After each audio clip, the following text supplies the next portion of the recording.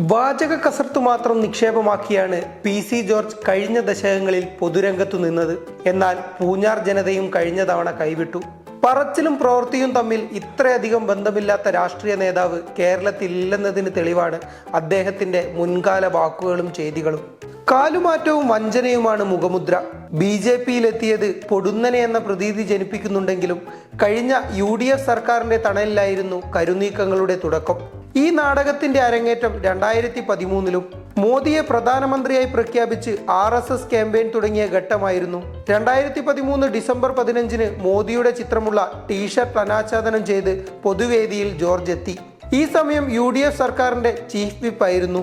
Sabarimala supreme കോടതി വിധി വന്നപ്പോൾ LDF സർക്കാരിനെതിരെ ഉറഞ്ഞുതുള്ളിയ സംഘപരിവാറിന് ബലമേകാൻ രാജഗോപാലിനൊപ്പം കറുത്ത ഉടുപ്പണിഞ്ഞ് നിയമസഭയിലെത്തി.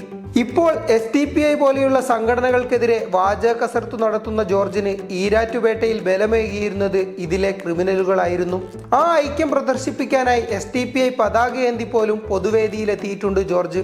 മക്കൾ രാഷ്ട്രീയത്തിനെതിരെയുള്ള അദ്ദേഹത്തിന്റെ പട ഒടുങ്ങിയത് മൂത്ത മകൻ ഷോൺ ജോർജിന് 18 വയസ്സായപ്പോൾ. അക്കാലത്തു തന്നെ യുവജനക്ഷേമ ബോർഡ് അംഗമാക്കി ഷോണിനെ UDF സർക്കാർ വരവേറ്റു. ജനപക്ഷം പാർട്ടി ഉണ്ടാക്കിയപ്പോൾ അതിൽ രണ്ടാമനുമാക്കി. ജില്ലാ പഞ്ചായത്ത് അംഗമാക്കി ജോർജ് പിന്മുറക്കാരനാക്കി.